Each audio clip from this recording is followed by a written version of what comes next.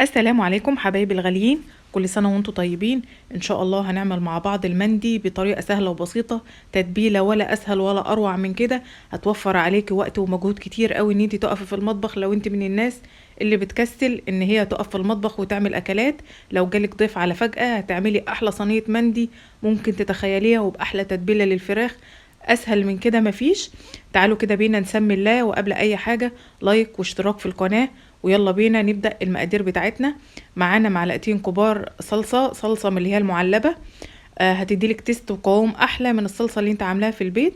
معايا معلقتين كبار توم مفروم، وزيهم جنزبيل فريش، ولو ما عندكيش جنزبيل فريش ممكن ينفع بودر، هيقضي الغرض وهيبقى تمام. معايا 3 معالق كبار خل ابيض، معايا كمان عصرة ليمونة كبيرة او ليمونتين كبار بدولك تيست ومزازة حلوة قوي. معايا 3 معالق كبار زيت نباتي. هنخلط المكونات دي ونمزجهم حلوة قوي قوي مع بعض، علشان الزيت والصلصة يتداخلوا مع بعض، ما يكونش الزيت عايم على الوش، لا انا عايزاهم يتداخلوا ويتجانسوا. والثوم كمان ياخد من طعم الصلصة. التوابل بتاعنا معايا معلقة بس كبيرة ملح، والمعالق الباقية صغيرة بهارات فراخ وفلفل اسود وكاري وكركم، وكمان بابريكا، وحاجة بسيطة قوي من بودرة الزعفران، وحبهان مطحون وورق لورا. بودرة الزعفران بتديلك اللون اللي هو المحمر اللي دايما انت مش بتلاقيه لما بتعملي الصلصة هتديكي قوام حلو قوي، وهتديكي الحمار او الشكل اللي انت هتنزليه تحت الشواية. وكمان الكاري والكركم، وكمان الحاجة البسيطة قوي من الزعفران.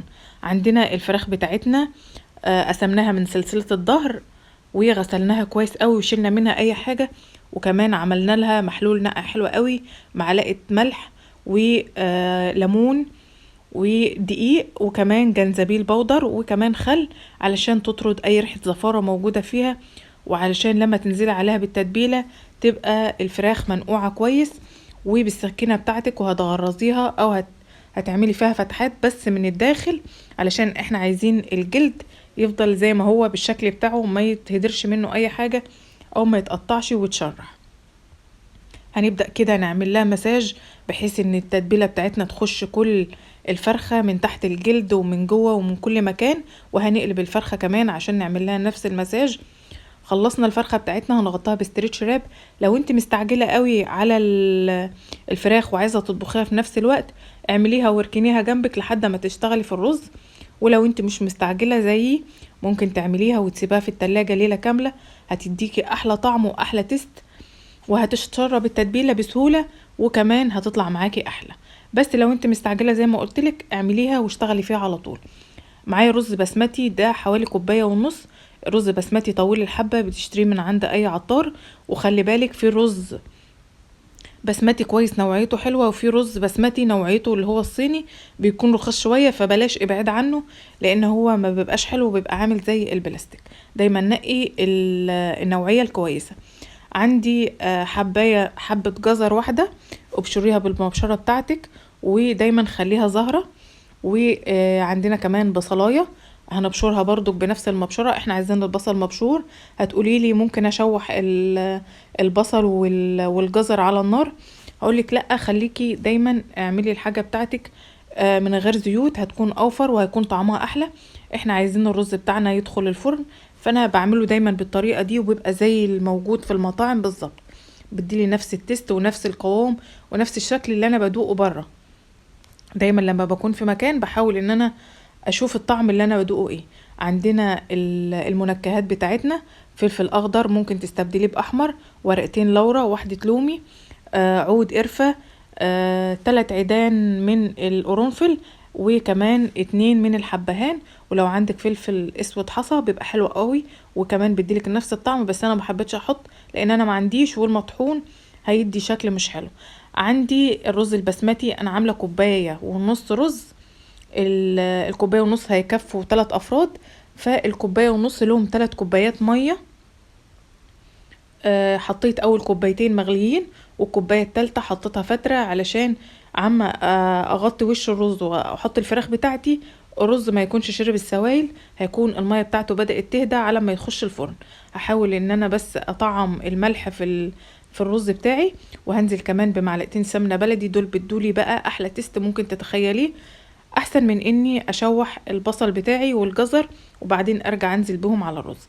عندي ورقتين فويل، لو انت عندك الفويل بتاعك تخين شويه ممكن تستغنى عن الاتنين وتحطي واحده بس انا الفويل بتاعي كان من هو الخفيف، فانا حطيت واحده بس. تمام كده. حاولي بس ان انت تحكمي اغلاق الصينيه بتاعتك. وانا دايما الناس هتقولي انت عامله في ألمونيوم، انا دايما بفضل ان انا اعمل الرز او المحشي او اي حاجه بحب بعملها في الألمونيوم، بتديلي الطعم بتاع زمان. لو انت تركزي شويه وانت بتاكلي المندي هتلاقيه نازلك في صينيه ستانلس، وكمان لو ركزت قوي هتلاقي المندي ده بالطبخ في الألمونيوم، مش بتعمل في الجرانيت، مش بتعمل في التيفال، لانه بيلدع الرز. تمام. انا خرمتها كده بالسكينه بتاعتي، وممكن تخرمها بالشوكه. الفراخ عندي لما قعدت ليله كامله في التلاجة نزلت كل السوائل اللي فيها، شربت التتبيله زي ما انتوا شايفين. يعني ما شاء الله، انا كنت قلبها على الجلد علشان تديلي اللون الحلو ده. زي ما انتوا شايفين هنزل بيها كده بواحده واحده على الفويل بتاعي، وهبدا ان انا اظبطها بحيث ان الفرخه كلها تبقى على شكل الصينيه. لو انت حابة ان انت تعملي الفراخ بتاعتك في البايركس هيبقى تمام كويس معاكي. ودايما اشتغلي في الحاجة اللي تسهل عليكي. عندي هنا ورقة زبدة وكمان فوقها ورقة فويل، لان انا معلش بخاف شوية من تفاعل الألمونيوم مع الاكل، فبحاول بقدر الامكان ان انا اتجنب اي حاجة. وكمان ورقة الزبدة مش هتخلي الفرخة ممكن تلزق معاكي في الألمونيوم لو ان انت حطيتي الألمونيوم منها للفرخة على طول. فحاولي ان انت يعني ايه تعملي عازل ما بينهم الاتنين، وعلشان يكون الإحكام مغلق شوية تأكدي علشان كل البخار اللي يطلع هو اللي هيسويلك الفرخة بتاعك.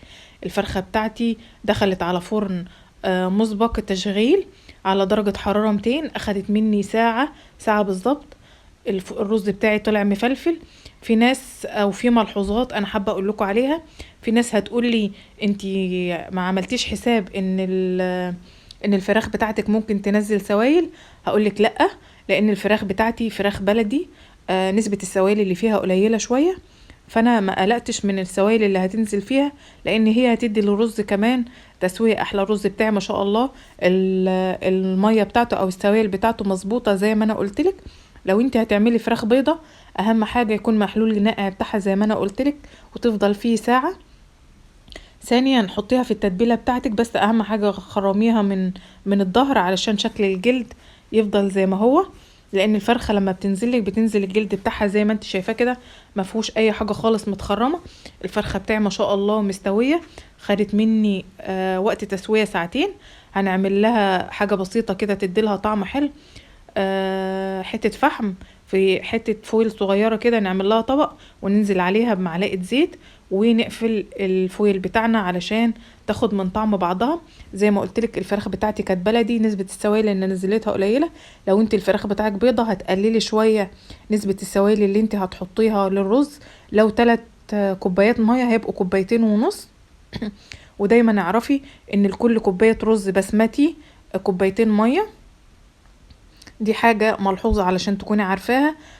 وعشان في ناس ممكن تركز معايا شوية وتقولي الفراخ بتاعتك لسه شوية شد حيلها. الفراخ البلدي غير الفراخ البيضة في شكل اللحم بتاعها، يعني مش بتتهري بسهولة، وبالعكس هي طلعت معايا ما شاء الله. التزيين ده بقى ليكي، حطي سوداني، حطي عين جمل، حطي اللي انت حباه. حابه تشوحيه بمعلقه سمنه تمام، مش حابه كل حاجه ترجع لك. الزبيب مش محتاجه ان انت تنقعيه في ميه سخنه، لان انت بتحطي حاجه بسيطه خالص، بتدي برضو تيست حلو وطعم حلو للرز. الرز بتاعنا ما شاء الله مفلفل، السوائل بتاعته مظبوطه زي ما قلنا. الفراخ بتاعتنا متبله ما شاء الله عليها، ريحتها حلوه قوي، مستويه، العظم سايب اللحمه ما شاء الله. زي ما انتوا شايفين كل حاجه فيها مظبوطه، القوام بتاعها شكله حلو.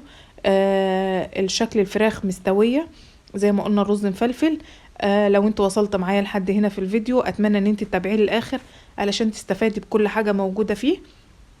وكمان ما تنسيش اشتراك في القناه ولايك للفيديو بتاع النهارده. اتمنى ان انت تعملي الوصفه على طريقتي وعلى الشكل. الرز بتاعنا زي ما انتوا شايفين حبايه من حبايه، الشكل بتاعه مظبوط. كل حاجة فيه مظبوطة، المقادير مظبوطة. لو انت حابة تعملي الوصفة هتلاقي المقادير كلها في صندوق الوصف. مشاهدة ممتعة.